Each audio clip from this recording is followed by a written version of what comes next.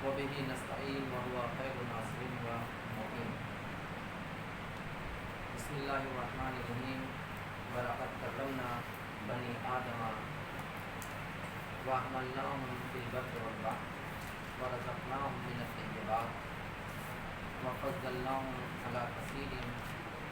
ممن خلقنا تفضیلا. ہمارا موضوع گفتگو کرامت اور فضیلت انسان قرآن مجید یا اسلام کی روشنی میں. اب تک جو چیزیں ہم نے اس آیت کے پہلے میں بیان کی، ایک تو یہ نقطہ کہ انسان تمام مخلوقات سے اسلام کی نظروں میں، قرآن کی نظروں میں افضل ہے، برتر، اس سے افضل، اس سے بافضیلت اس کائنات میں کوئی بھی مخلوق نہیں ہے.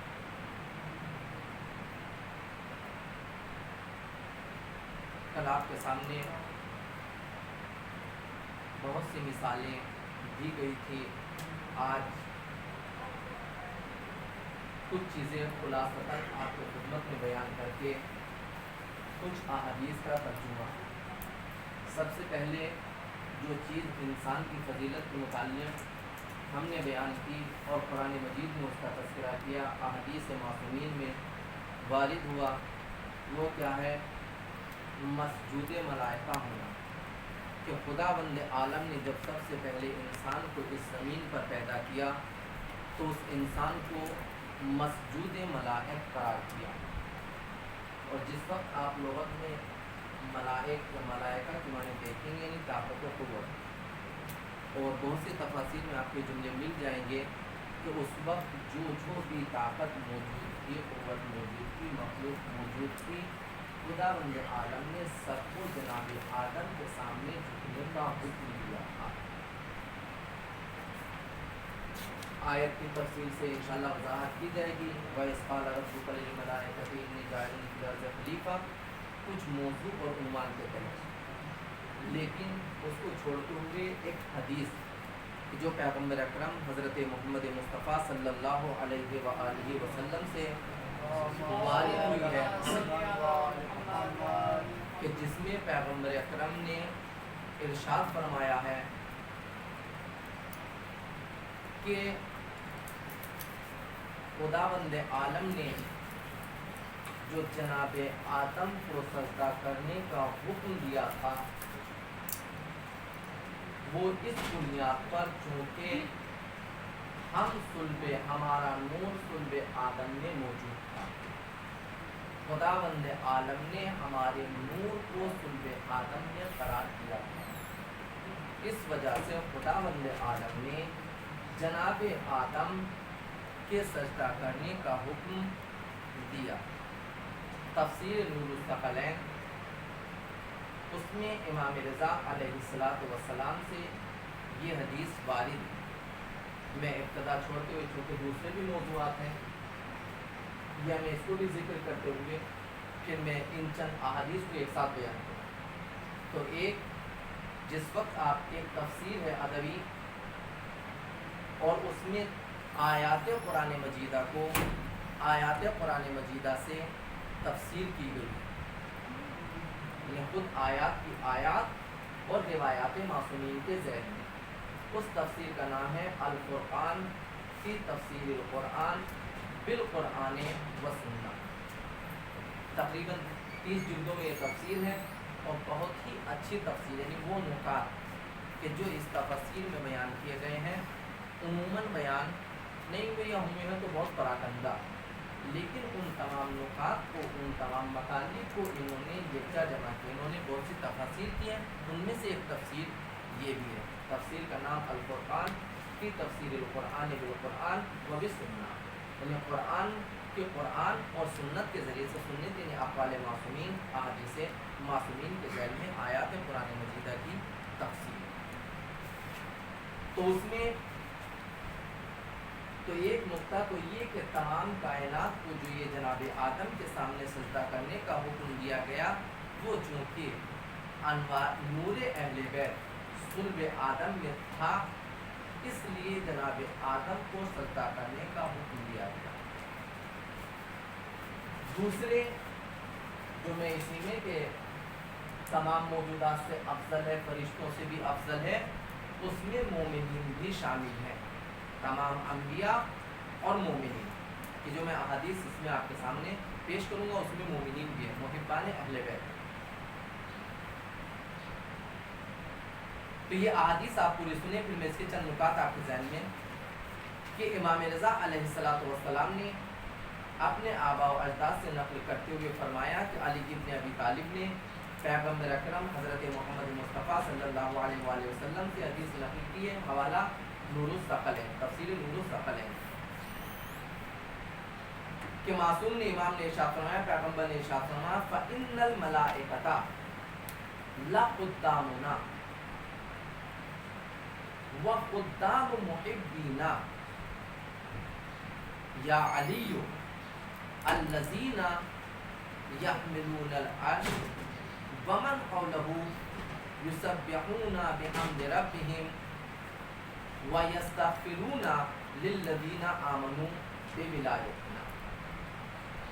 معصوم نے ارشاد فرمایا، پیغمبر نے ارشاد فرمایا کہ جب پیغمبر سے یعنی معصوم کے ذریعے سے سوال کیا گیا کہ کسی نے سوال کیا کیا بنی آدم، تمام بنی آدم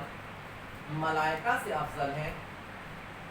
تو معصوم نے ارشاد فرمایا کہ بے شک بنی آدم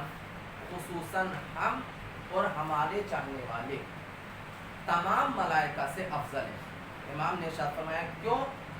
فَإِنَّ الْمَلَائِكَةَ لَقُدَّامُنَا، اس لیے کہ خداوند عالم نے ملائکہ کو ہمارا خادم قرار دیا ہے، ہمارا نوکر، ہمارا غلام بنا کر پیش کیا۔ یہ لام ابتدا لام تاکید ہے کہ جو بعد میں آ گیا ہے، یعنی اس انہ کی وجہ سے اس کو بعد میں داخل کر دیا گیا اور تاکید کے معنی میں استعمال ہوتا ہے کہ فَإِنَّ الْمَلَائِكَةَ، کچھ جملے اسمیہ اور پھر مشبہ بالفعل کے ساتھ جو خود تاکید کے معنی میں ہوتا ہے، اور پھر لام ابتدا کا خبر کے اوپر بعد میں داخل ہو جانا، یہ خود تاکید کے معنی ہے کہ فَإِنَّ الْمَلَائِكَةَ لَقُدَّامُنَا، کہ بے شک حتماً ضرور خداوند عالم نے تمام ملائکہ کو ہمارا خدام قرار دیا ہے۔ وَخُدَّامُ مُحِبِّينَا، صرف ہمارا ہی نہیں بلکہ ہمارے تمام چاہنے والوں کا خادم قرار دیا ہے، یعنی تمام کے تمام ملائکہ ہمارے اور ہمارے چاہنے والوں کے خادم ہیں، نوکر ہیں، ان کے غلام ہیں، وہ جو چاہے ملائکہ سے وہ کام کرا سکتے ہیں۔ آخر میں روایت کا جملہ ہے لیکن شرط یہ ہے کہ وہ مومن ہو، اور مومن ایسا کہ اس نے حکم خدا سے یعنی احکام خداوندی کی خلاف ورزی نہ کی ہو۔ جتنا وہ احکام خداوندی کی اطاعت کرتا چلا جائے گا، ہماری اطاعت کرتا چلا جائے گا، خداوند عالم اس کو اتنا ہی مرتبہ عطا کرتا چلا جائے گا۔ تو معصوم نے ارشاد فرمایا فَإِنَّ الْمَلَائِكَةَ لَقُدَّامُنَا، ملائکہ ہمارے خدام ہیں، وَخُدَّامُ مُحِبِّينَا، ملائکہ ہمارے چاہنے والوں کے خدام ہیں۔ کون سے؟ ایک تو یعنی ملائکہ میں بھی مختلف قسمیں ہیں۔ پھر معصوم نے ارشاد فرمایا یا علی، یعنی پیغمبر نے ملائکہ میں سے کہا اے علی، الذین یحملون العرش، وہ ملائکہ کہ جو عرش کو اٹھائے ہوئے ہیں، ومن حولہ یسبحون بحمد ربہم ویستغفرون للذین آمنوا بولایتنا، جو یہ عرش کو اٹھائے ہوئے ہیں اور اس کے گرد جو بھی تسبیح و تحلیل پروردگار کر رہا ہے، یعنی ملائکہ میں سے جو بھی اس کی تسبیح و تحلیل کر رہے ہیں، وہ تمام کے تمام ملائکہ ہماری ولایت کے اوپر ایمان لانے کی بنیاد پر تسبیح و تحلیل کر رہے ہیں۔ اور بعض مقامات پر ہے کہ پیغمبر نے ارشاد فرمایا کہ ہم نے تسبیح و تحلیل کی تو ملائکہ کو تسبیح و تحلیل کرنا آیا، ہم نے کہا سبحن تو انہوں نے سبحن کہا، یعنی وہ پوری پوری حدیث ہے کہ جو آپ جس وقت اس کو سرچ کریں گے تو آپ کو مل جائے گی۔ تو پیغمبر نے ارشاد فرمایا اگر یہ تسبیح و تحلیل استغفار و استغفار کر رہے ہیں، جو کچھ فضائل و کمالات ان کے اندر پائے جاتے ہیں بے ولایت ہے نا، یہ ہماری ولایت کی وجہ سے۔ جو اس کے بعد ارشاد فرمایا یا علی لولا نحن ما خلق اللہ آدم، لولا نحن ما خلق اللہ آدم ولا حوا ولا الجنہ ولا النار ولا السماء ولا الارض، کہ اے علی یاد رکھو کہ اگر خداوند عالم نے ہم کو پیدا نہ کیا ہوتا، ہم کو خلق نہ کیا ہوتا، تو پھر نہ آدم کو خلق کرتا، نہ حوا کو خلق کرتا، نہ جنت و جہنم کو، اور نہ زمین و آسمان کو، کسی چیز کو بھی خلق نہ کرتا۔ وَكَيْفَ لَا تَكُونُ أَفْضَلُ مِنَ الْمَلَائِكَةِ، جب وہ ہمارے خدام ہیں، ہمارے غلام ہیں، اور ہماری وجہ سے یہ پوری کائنات خلق ہوئی ہے، تو پھر یہ کیسے ممکن نہیں ہے کہ ہم ان سے افضل نہ ہوں یا وہ ہم سے افضل ہو جائیں۔ فَكَيْفَ، یہ کس طرح سے ممکن ہے کہ لا نکون افضل من الملائکہ، کہ ہم ملائکہ سے افضل نہ ہوں۔ اور پھر اس کے بعد پوری کی پوری یہی کہ ہم نے یہ کام کیا تو پھر انہوں نے ملائکہ نے یہ کیا، اگر ہم نے یہ کیا تو پھر انہوں نے تسبیح کی، ہم نے سجدہ کیا تو انہوں نے سجدہ کرنا سیکھا، ہم نے اس کی تحلیل کی، تو یہ پوری پوری روایت۔ تو ایک یہ کہ یہ جو فضیلت و کمالات ہے بے ذات تکوینی طور پر تمام کو دیا گیا، لیکن اس کے بعد جتنی وہ اطاعت و فرما برداری کرتا چلا جائے گا، اور اطاعت و فرما برداری کی سر فہرست صرف محبان اہل بیت شامل ہوتے ہیں، اس لیے کہ جنہوں نے ان کے ولایت کو چھوڑ دیا، جنہوں نے خدا کی ولایت کو چھوڑ دیا، وہ پھر مسلمان اور دائرے ایمان میں داخل نہیں ہو سکتے۔ تو پہلی چیز یہ تفسیر نور الثقلین میں صلوات پر محمد والے محمد۔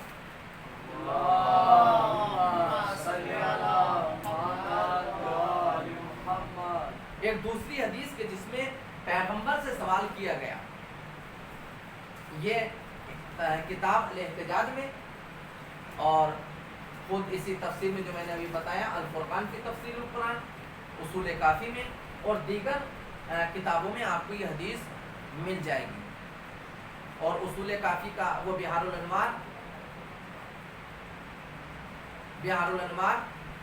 جیم 757 یعنی جلد 57 صفحہ 394، اس پہ معصوم سے یہ پوچھا گیا سأل المنافقون عن نبی، منافقوں نے پیغمبر اکرم سے سوال کیا، فقالوا یا رسول اللہ اخبرنا عن علی هو افضل ام ملائکۃ اللہ، منافقین نے آ کر پیغمبر اکرم سے سوال کیا کہ یا رسول اللہ آپ ہم کو بتائیے کہ خود علی افضل ہے ملائکہ سے یا ملائکہ افضل ہے، یعنی ملائکہ خدا ملائکۃ اللہ افضل ہے یا مولائے کائنات علی افضل ہے۔ فقال رسول اللہ، تو پیغمبر اکرم نے ارشاد فرمایا حل شرفت الملائکۃ الا بحبها لمحمد ولعلی وقبولها لولایتہما، پیغمبر نے ارشاد فرمایا کیا ملائکہ کو شرافت، کرامت، عزت و سربلندی میری اور علی کی ولایت کے اقرار کرنے کے علاوہ کسی اور چیز کی بنیاد پر ملی ہے؟ پیغمبر نے ارشاد فرمایا کہ اگر ملائکہ کو شرافت و کرامت ملی ہے، اگر ان کو عظمت و بزرگی اس کائنات میں ملی ہے، تو وہ صرف اور صرف مجھ محمد اور علی کی ولایت کے اقرار کے بعد ملی۔ اگر وہ ہماری ولایت کا اقرار نہ کرتے تو پھر ان کو کبھی بھی یہ شرافت و بزرگی نہیں مل سکتی۔ انہو لا احد من محی علی نظف قلبہ من قذر الغش والغدل والغل ونجاسۃ الذنوب الا کان اطہر وافضل من الملائکۃ الخبر، یعنی صرف وہ نہیں بلکہ وہ ملائکہ کہ جو خداوند عالم کی جانب سے رسول بنا کر بھیجے جاتے ہیں، جو اخبار لے کر آتے ہیں، جو انبیاء کو آ کر ان کی آیات سناتے ہیں، ان کو کتابیں دیتے ہیں، جس وقت علی اور ہماری محبت یعنی ہم اہل بیت کی محبت کسی انسان کے دل میں آ جائے گی، معصوم نے ارشاد فرمایا کہ انہ لا احد من محی، کوئی بھی کائنات میں ایسا زندہ نہیں ہے کہ جس کے دل میں ہماری محبت آئے، اور محبت آنے کے بعد پھر اس کا دل تمام غلاظتوں، تمام کثافتوں، تمام برائیوں سے پاک و پاکیزہ نہ ہو جائے، اس لیے کہ ہماری محبت صرف اور صرف پاک و پاکیزگی کا نام ہے، طہارت کا نام۔ تو یہ ہے کہ جس کے بارے میں کہ خود ملائکہ چونکہ انسانوں کے خدام ہیں، اور یہ تمام کے تمام انسان اگر اہل بیت کے چاہنے والے ہو جائیں، ان کی مطیع و فرما بردار ہو جائیں، تو واقعی تمام کے تمام ملائکہ ان کی خدمت بھی کریں گے۔ صلوات پر محمد والے محمد۔ اللہم صل علی محمد۔ اب ایک چیز جو میں بہت ہی تیزی سے تاکہ کچھ دوسری باتیں بھی میں آپ کے سامنے پیش کر سکوں، وہ ہے تسخیر کائنات کے بارے میں، تاکہ وہ رہ نہ جائے۔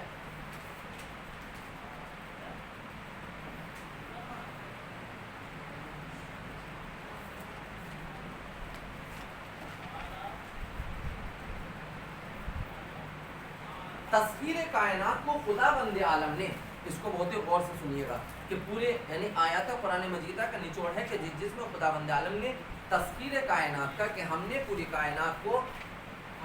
کائنات کو انسان کے لیے مسخر کیا ہے، کن کن چیزوں کا حوالہ دیا ہے خدا بند عالم نے کہ جن میں تسخیر کائنات کا حوالہ دے۔ دو طرح کی آیات ہے قرآن مجید میں، آیات تسخیر کائنات۔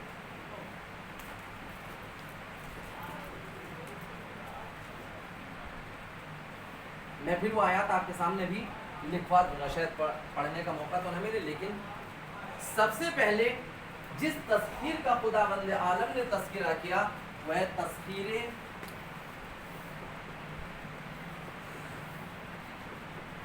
زمین و آسمان۔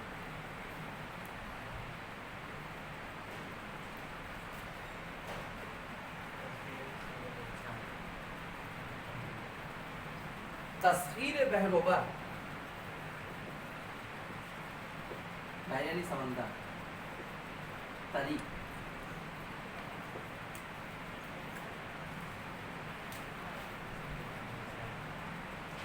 تسخیر لیل و نہار،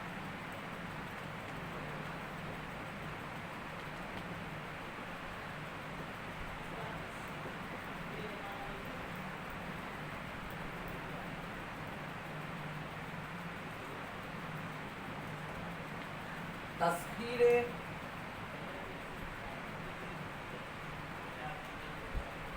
مخلوقات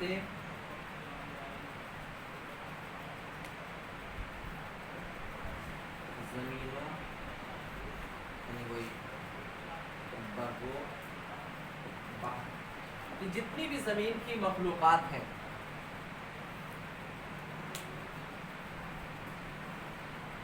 دوسرا جو گروہ جس میں دوسری چیز، یہ تو زمین سے متعلق تھی کہ جن میں تسخیر کائنات کا خدا بند عالم نے تذکرہ کیا ہے۔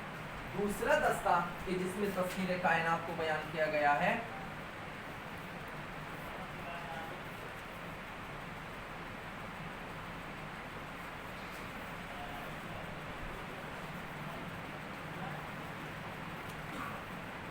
تسخیر شمس و قمر۔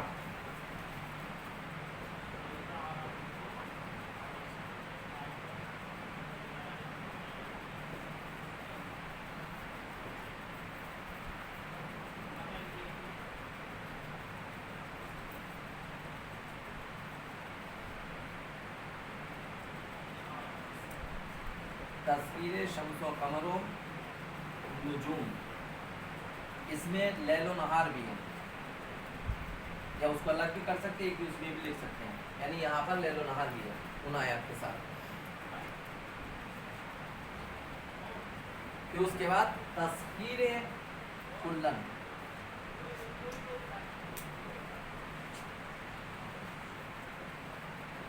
مخلوقات ज़मीनो आसमां वमा बैनहुमा।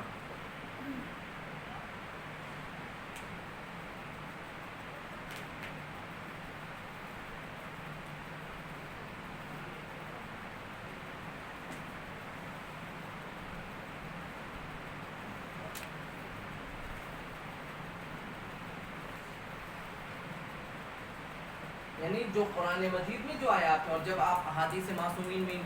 लिए जाइएगा तो जिस पर यानी ये जो शम्स और कमर और नुजूम वगैरह और इनकी आप तफसीर देखिएगा तो उसमें पूरे कुर्रे अर्थ और दीगर जो कराते हैं तमाम के तमाम इसमें शामिल है। खुदावंद आलम ने इन दो दस्तों में इंसान को पूरा इख्तियार दिया है, करार दिया, कहा है कि हमने तमाम की तमाम चीज़ें, जैसे इरशाद होता है अल्लाहुल्लज़ी रफ़अ अस्समावाति बिग़ैरि अमदिन तरौनहा सुम्मा इस्तवा अलल अर्श व सख़्ख़रा अश-शम्सा वल क़मरा कुल्लुन यजरी लिअजलिन मुसम्मा। हमने तुम्हारे लिए ज़मीन और आसमान, शम्स और कमर को मुसख्खर कर दिया है। और दूसरे मकाम पर वसख्खरा लकुमुश शम्सा वल क़मरा वन नुजूम मुसख्खरातुन बिअम्रिही। चल मेरे अम्र से रहे हैं, मेरे अम्र की किताबें, लेकिन मैंने उनको तुम्हारे इख्तियार में दे दिया। यानी इसका मतलब ये है कि इंसान की ताकत वो है, इंसान की क़ुव्वत वो है, या इस्लाम की नज़रों में, खुदावंद आलम की नज़रों में इंसान की अज़मत व शराफत ये है कि पूरी कायनात को खादिम इंसान बनाया है, पूरे इंसान को खुद्दाम इंसान बनाया है, इंसान को किसी चीज़ का ताबे नहीं बनाया, पूरी कायनात को इसका ताबे बनाया। अगर तुम चाहो तो शम्स व कमर को अपने इशारों पर चला सकते हो, अगर तुम चाहो तो फला चीज़ लैल व नहार को अपने इशारों पर चला सकते हो। मैं इसकी मिसालें अब ये कि ज़्यादा आयात आप जाइएगा, तस्वीर सख्खरा डालिएगा तो तमाम की तमाम आयात आपके सामने आ जाएंगी, फिर उनको अलग से लिखकर आप उसकी तफसीर देखिएगा तो तमाम की तमाम चीज़ें आपके सामने आएंगी। मैं सिर्फ एक ये कि मैंने जब इन आयात को देखा तो इन आयात का कुल खुलासा ये है कि पूरी की पूरी कायनात, जो कुछ इस कायनात में खुदावंद आलम ने खल्क किया है, वो पूरी की पूरी कायनात सिर्फ और सिर्फ इंसान की खिदमत के लिए पैदा की गई। जैसे कि खुद पैगम्बर ने भी इरशाद फरमाया कि अगर खुदावंद आलम हमको और हमारे चाहने वालों को पैदा ना करता, अगर इस इंसान को पैदा ना करता, तो फिर इन चीज़ों को पैदा ना करता, जन्नत व जहन्नम को पैदा ना करता, फला चीज़ को पैदा ना करता। तो इन तमाम चीज़ों की खिलकत ये बता रही है कि सब के सब इंसान के लिए। बस इंसान को इस्लाम की नज़रों में इतना बाशरफ, इतना बाकमाल बनाया है कि अगर ये चाहे तो पूरी कायनात इसके सामने झुकेगी, ये किसी कायनात की किसी ताकत के सामने नहीं झुकेगा। तमाम मज़ाहब में और मजहब इस्लाम में यही फ़र्क है। तमाम मजहबों ने दूसरी अशिया के सामने इंसान को झुकाया है, लेकिन इस्लाम ने पूरी कायनात को इंसान के सामने झुकाया। यह है कुल्ली तौर पर। अब मैं एक जुमला के जो हमारे मौजू से मरबूत हो जाए कि ये कुल्ली तौर पर जब इंसान के खिलकत का तज़किरा किया तो उसके लिए कहा कि हमने पूरी कायनात को तुम्हारे लिए बनाया, हमने पूरी कायनात को करामत और शराफत अता की, हमने ये किया, हमने वो किया। एक है पूरी कायनात को मजमूई तौर पर बयान करना, एक इंसान एक तरफ, मैं मसलन मेरी ज़ात, आपकी ज़ात, एक इंसान की ज़ात एक तरफ, पूरी कायनात एक तरफ। अगर एक इंसान को एक पलड़े में रखा जाए तराजू के, और फिर दूसरी कायनात को तराजू के दूसरे पलड़े में रखा जाए तो इंसान वजनी रहेगा और ये पूरी कायनात उसके सामने हीच होगी, कुछ नहीं उनकी हैसियत। यह है एक इंसान की अजमत पूरी कायनात की बनिस्बत, या खुद नस्ल आदमियत की, नस्ल इंसानियत की अजमत पूरी कायनात की बनिस्बत। लेकिन एक इंसान की खुद इंसानों की बनिस्बत की आजमत, ताकि फिर मैं दूसरी बातें बहुत तेजी से बयान कर सकूं। खुदावंद आलम ने कुरान मजीद में इरशाद फरमाया, वमन क़तल नफ्सन बिग़ैरि नफ्सिन औ फसादिन फिल अर्ज़ फ़कअन्नमा क़तल अन्नास जमीआ वमन अहयाहा फ़कअन्नमा अहया अन्नास जमीआ।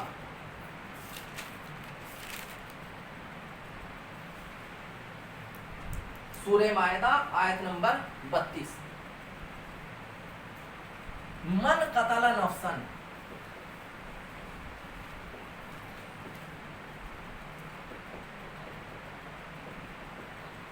फकअन्नमा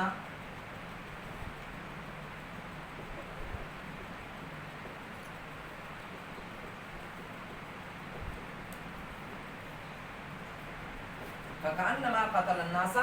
जमीआ। खुद इंसान को जब हम कायनात के मुकाबिल देखें तो पूरी कायनात इसके खादिम, ये मालिक व मुख्तार, पूरी कायनात इसके गुलाम। यह है इस्लाम का नज़रिया इंसान की फजीलतों कमालात के बारे में, शराफत व बुजुर्गी के बारे में। दूसरे कुरान मजीद में इरशाद हुआ वमन क़तल नफ्सन बिग़ैर नफ्सिन, बिग़ैर नफ्स यानी क़िसास, बगैर क़िसास के अगर कोई किसी बेगुनाह इंसान को कत्ल करे, उसका कोई मासूम, अब उसमें कैद नहीं लगाई है कि अगर मोमिन को कत्ल करेगा तो उसका ये गुनाह होगा, अगर किसी काफिर को कत्ल, नहीं, कोई कैद नहीं, मुतलकन का वमन क़तल नफ्सन, अगर किसी ने भी किसी एक इंसान को कत्ल किया, अब चाहे वो मुसलमान हो, चाहे वो मोमिन हो, चाहे वो मुशरिक हो, चाहे वो काफिर हो, अगर बेगुनाह इंसान है और कत्ल करने वाला चाहे वो कलमा पढ़ने वाला हो, तो इस्लाम की नज़रों में उस इंसान की हैसियत ऐसी है कि जैसे उसने पूरे आलमी इंसानियत को कत्ल कर डाला। तो इस्लाम इंसान की अजमत बताता है कि हमारी नज़रों में इंसान की, एक इंसान की कीमत, चाहे वो मोमिन हो, चाहे वो मुशरिक हो, चाहे वो काफिर हो, हाँ, जैसे जैसे रुतबा बढ़ता चला जाएगा, अगर किसी मोमिन को कत्ल करेगा तो उसका और अज़ाब बढ़ेगा, लेकिन कुल्ली तौर पर एक इंसान के कत्ल करने का इस्लाम की नज़रों में, कुरान की नज़रों में क्या है, गोया कि वो पूरी इंसानियत को कत्ल करता है। तो आज जो पूरी दुनिया इस्लाम के खिलाफ ये आवाज़ उठा रही है कि इस्लाम जिहाद के नाम पर कत्ले आम का हुक्म देता है, तो इस्लाम जिहाद के नाम पर कत्ले आम का हुक्म नहीं देता। इस्लाम तो खुद ही ये ऐलान कर रहा है कि अगर तुमने किसी एक बेगुनाह इंसान को कत्ल कर दिया तो गोया तुमने पूरी इंसानियत को कत्ल कर दिया। तो इस्लाम इंसानों के कत्ल करने का हुक्म नहीं देता है, इस्लाम इंसान को हयात देने का। वमन आह्याहा फकअन्नमा अह्यन्नासा जमीअ, और जिसने उसको एक इंसान को हयात दे दी, गोया कि उसने एक इंसान को हयात नहीं दी बल्कि पूरे आलम इंसानियत को हयात दी। तो इस्लाम की नज़रों में ये है अज़मत व शराफत। अगर आप इस तफसीर कायनात के मुताल्लिक़ जब मालूम करना चाहेंगे और तफासिर और तारीख़ में जाकर देखेंगे तो आप कुछ इन शख्सियतों के बारे में जाकर पढ़ें तो आपको ये तस्वीर कायनात खुद ब खुद समझ में आ जाएगी। क्या? जनाब हुज्र बिन नबी, जनाब हुड, जनाब बिलाल,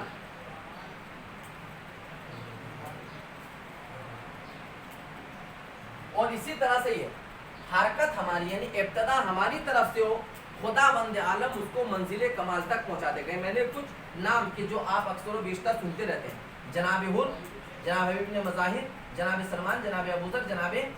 बिलाल वगैरह, अगर आप इनकी तारीख को जाकर देखेंगे तो आपको इनकी तारीख में अजीब खुद मासूम का इरशाद है कि अगर मसलन जनाब अबूज़र, जनाब सलमान के बारे में, कि अगर जनाब अबूज़र, जनाब सलमान के बारे में ये जान ले कि उनके दिल में यानी जनाब सलमान के दिल में क्या है, तो कसम खुदा की अबूज़र जनाब सलमान को कत्ल कर डालें, कि जिसके बारे में पैगम्बर ने इरशाद फरमाया जनाब अबूज़र के कि ज़मीन ने, आसमान ने अबूज़र से ज़्यादा सच्चा आदमी नहीं देखा। और वो अबूज़र के जो इस्लाम से पहले भी खुदावंद आलम की इबादत किया करते थे, और उनके इस्लाम लाने का वाक़या आप पढ़िएगा तो आपको ये चीज़ नज़र आएगी कि कैसे वो इस मर्तबे तक पहुँचे। तो जनाब सलमान, मैं सिर्फ एक जनाब हुर के बारे में एक दो जुमला कहूँ। बहुत से अफराद खुद जनाब हुर के साथ, जनाब हुर का बेटा, उनका गुलाम भाई, जो तारीख ने बताया कि ये भी आए थे, लेकिन इब्तदा किसने की थी आने के लिए, कि मैं जा रहा हूं, जनाब हुर अलैहिस्सलातु वस्सलाम ने। आप इसको